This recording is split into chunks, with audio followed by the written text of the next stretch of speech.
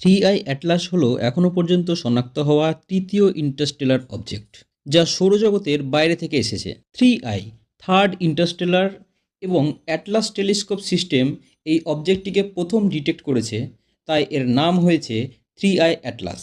এর আগে বিজ্ঞানীরা টু আই বরিসভ ও ওয়ান আই ওমুয়ামুয়াকে ডিটেক্ট করেছিল। ফার্স্ট এবং সেকেন্ড ইন্টারস্টেলার অবজেক্টকে সময় মতো ডিটেক্ট করতে না পারায় অবজারভেশনের সময় অনেক কম পাওয়া গিয়েছিল।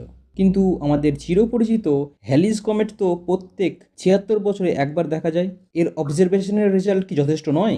উত্তর না। থ্রি আই অ্যাটলাস হ্যালিজ কমেটের থেকে অনেক আলাদা। হ্যালিজ কমেট সৌরজগতের মধ্যেই তৈরি এবং সানকে একটা ইলিপ্টিক্যাল প্যাথে অরবিট করে, কিন্তু থ্রি আই অ্যাটলাস সৌরজগতের বাইরের কোনো নক্ষত্রমণ্ডলের অংশ, যা একটি হাইপারবোলিক অরবিটে সৌরজগতের মধ্য দিয়ে পাস করছে। তার স্পিড এত বেশি যে সানের গ্র্যাভিটেশনাল পুল তার গতিকে তেমন কিছু প্রভাবিত করতে পারে না। এই স্পিড এসকেপ ভেলোসিটির তুলনায় এত বেশি যে সূর্যকে প্রদক্ষিণ করে না, সৌরমণ্ডলে একবার ঢুকে বেরিয়ে যাবে আর কোনোদিন ফিরবে না।